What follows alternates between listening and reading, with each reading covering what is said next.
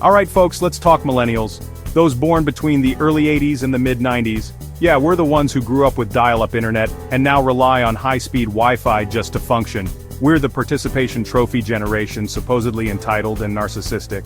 But here's the thing, we also graduated into one heck of a financial crisis.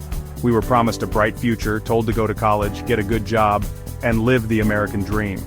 But somewhere along the way the script got flipped, the economy tanked, jobs became scarce, and we were left holding the bag, a very expensive bag filled with student loan debt. So, while everyone loves to poke fun at our avocado toast habits and our obsession with social media, let's not forget the economic realities we inherited. We're the first generation in modern history that might be worse off financially than our parents. And that, my friends, is not a participation trophy anyone wants. Job security? What's that? We're the gig economy generation, hustling from one side hustle to another, just to make ends meet.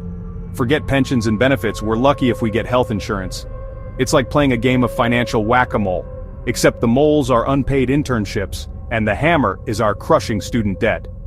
Speaking of student debt, did you know that Americans owe over $1.7 trillion in student loans? That's trillion with a T.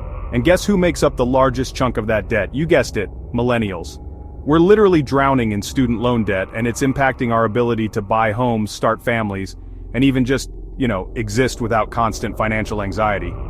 It's not like we're asking for handouts, we just want a fair shot, a chance to build a future without being crippled by debt and economic uncertainty. Remember when people used to buy houses? Yeah, us neither. Thanks to skyrocketing housing costs, homeownership feels like a distant dream for many millennials. We're stuck renting tiny apartments, shelling out absurd amounts of money for the privilege of living in a shoebox with questionable plumbing. And don't even get me started on healthcare. It's like winning the lottery, except instead of winning millions, you just get to avoid bankruptcy. The cost of healthcare is absolutely ridiculous, and it's no wonder that many millennials are opting to skip health insurance altogether, even if it means risking financial ruin if they get sick.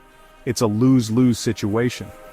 We're priced out of the things that previous generations took for granted, and it's starting to feel like the American dream is just that, a dream.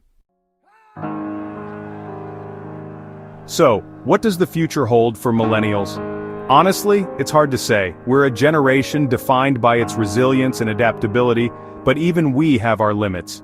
If things don't change, we're looking at a future where we're working longer hours for less pay, unable to retire comfortably, and constantly worried about money.